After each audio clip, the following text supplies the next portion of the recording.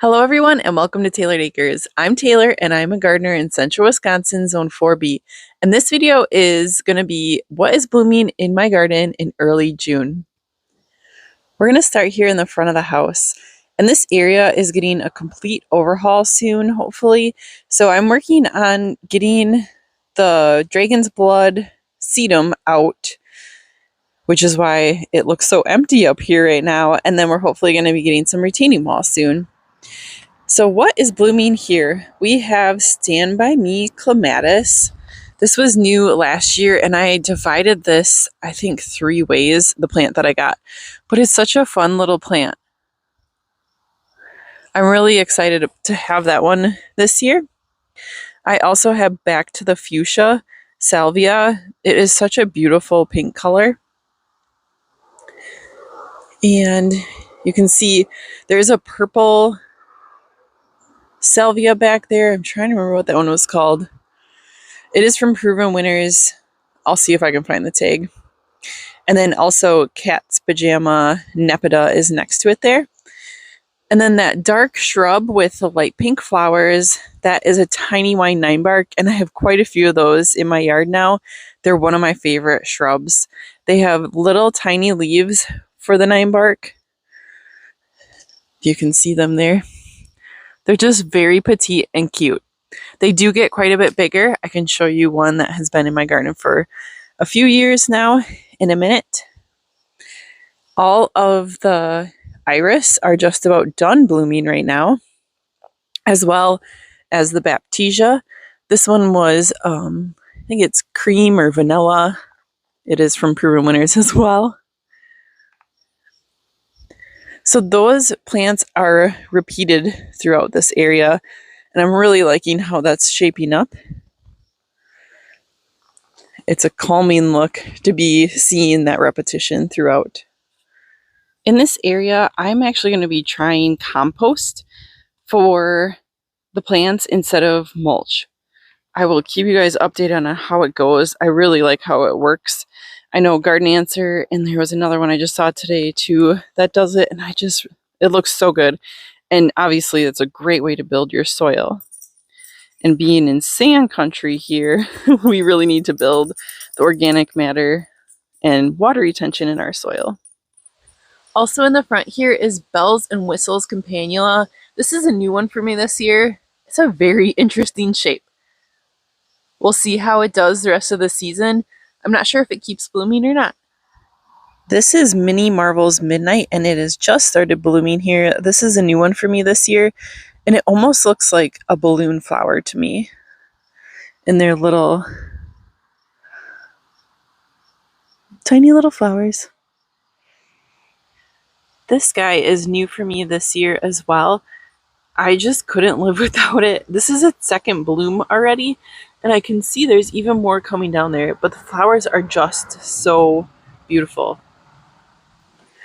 My tropical porch pots, which have their own video, are starting to look really good here.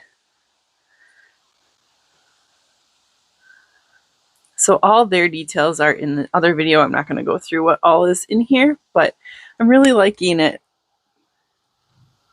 Before I get too far here, I wanted to show you my hanging baskets that also follow the more tropical vibes this year to tie into my front potch ports. They're really filling out nicely, and they are very striking. It's probably my favorite ones I've done.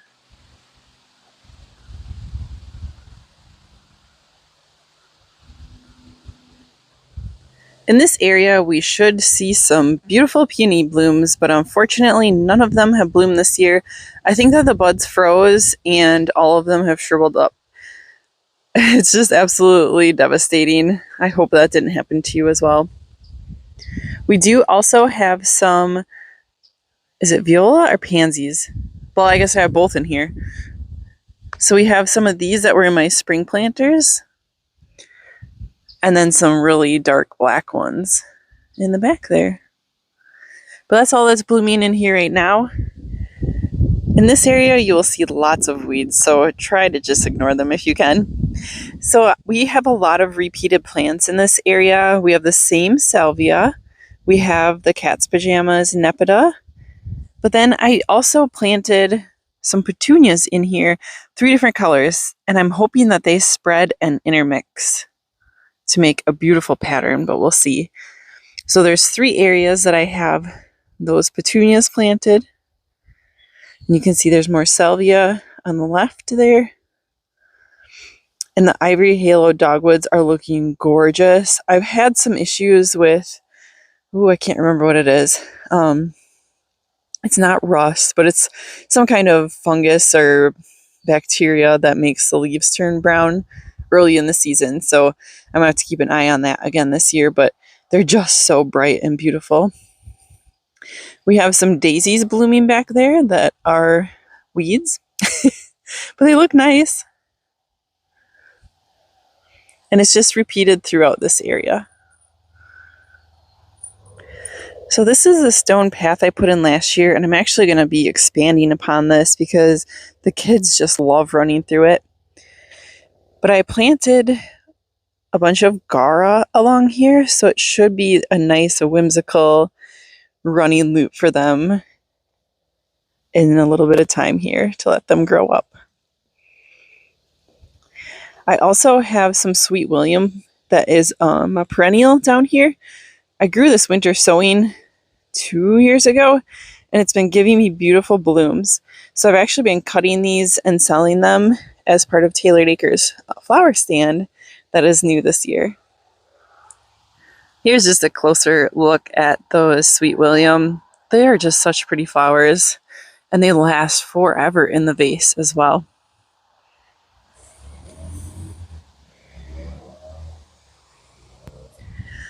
Just for reference, I started more Sweet William from seed this year winter sowing, and this is what they look like right now. So it takes them a while to get going and a full year to bloom, but it's worth the wait. And in this area is where I have my dahlia experiment going, where I had, I believe, 7 or 8 different ways that I woke up my dahlia tubers. The ones that are doing the best and are farthest ahead right now are the pots, I believe, are winning. And then, maybe it's not the pots. I'll have to look at the tags. Well, the pots, the Ziploc bags, and starting in trays are all well above ground because they had sprouted. The rest of them, I'm only just seeing emerge. So it's going to be kind of a miracle for them to catch up and bloom before the rest. So I won't make any judgments yet, but it's looking like starting them early and getting them under some light is the best way to go. This is one of my favorite views right now. This is Junior Walker catmint, and it is beautifully in bloom. These also make really beautiful cut flowers and last a long time in the vase. So it's double duty, both looking beautiful in the landscaping and for cut flowers. Hank, do you approve? Yes. And this area is my pink garden. So all the blooms in here are pink. So we do have some columbine in bloom right now.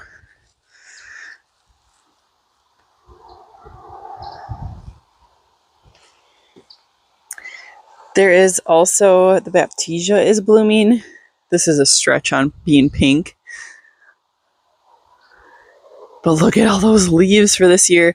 I actually cut quite a few of those stems too to sell as cut flowers. They give the vibes of snapdragons. And I do have some more pansies in here as well. Oops, I cut my video off. I do have some pansies in here as well. Just to have some continuous blooming things. I did have some kind of a bug in here. I'm not sure what, but it's kind of eating everything. So we have one foxglove in bloom. This geranium is blooming. Some of it are spent right now. But look at that variegated foliage. Is so fun. And then a pink salvia, which is not Peru Winners. This one came from Menards quite a few years ago. And some years it does a lot better than others. So this is that bug damage. So, oops, sorry. If you know what that is. Please let me know. It's really goofy. And it's like there are other plants throughout the landscaping that it's hit as well.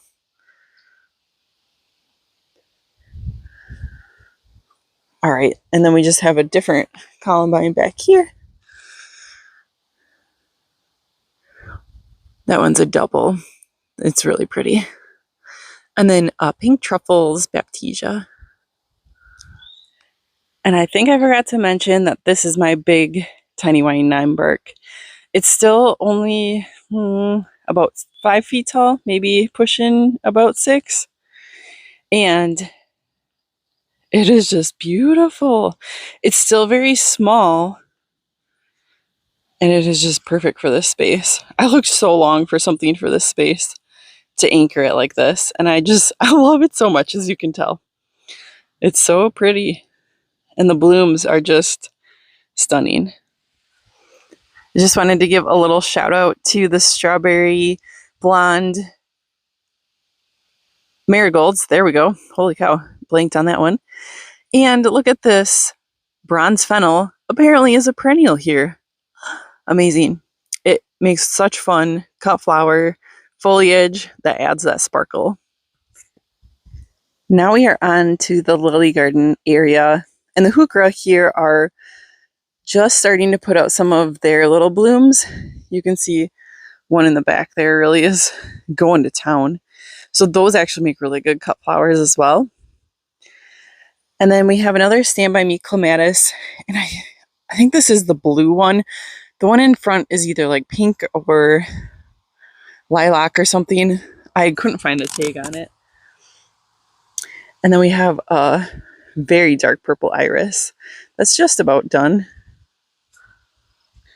This iris has interesting foliage. It is a little bit down lower than I would have thought based on the picture, but still kind of fun. So that's this one, Purple Flame. And this is one of the blooms here, which has got this like snaking thing going on here. And then I also have this iris in bloom as well. That one's a pretty one. And I have my first dahlia bloom. Can you believe that? It is tiny. You can see that. This is a mini dahlia I got, oh my gosh, so many years ago. And it's super quick to flower. I actually divided it like a normal dahlia last fall, and I have a ton of them now. They're so cute. I love them so much. Very soon we will be having lots of lilies. I've been battling the scarlet lily beetle. I feel like I'm winning at this point, but time will tell. This is the window well to my dining room, and I did plant that up again this year with impatiens, which are one of my favorites, and they really thrive in full shade. And that is Creeping Jenny that has perennialized there in front, the lime green. I wanted to show you the cut flower garden. Just about everything is planted. I'm going to plant these dahlias to the left here, and to the right, I am not sure yet. But look at this. There are so many plants in here. I still need to do like an inventory on how many I ended up planting. But I wanted to show you these little celosia or celosia or however you say it. But these are Ziva pink. Aren't they cute? But everything is looking really good. The zinnias are shooting up like inches a day, it feels like now. That they're warm and they're getting enough water. And I do have my snapdragons netted because the twice-stabbed stink bug has devastated them the last couple years. And my Lysianthus did all survive their fall and then getting planted out without water right away. And you are not supposed to be in here. You plant stepper.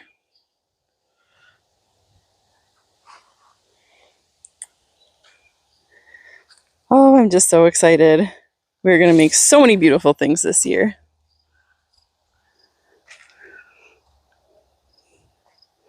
Hopefully I didn't make you sick swinging you around like that. All right, friends, that's it for this video. Let me know what's blooming in your garden. I always like to add some more seasonal blooms. So early summer, midsummer, late summer, and fall. I try to have something blooming at all times in my garden, but it's tough and I love new ideas, especially in the pink and purple scheme. As you can tell, those are my favorite colors for blooms in my landscaping. Take care.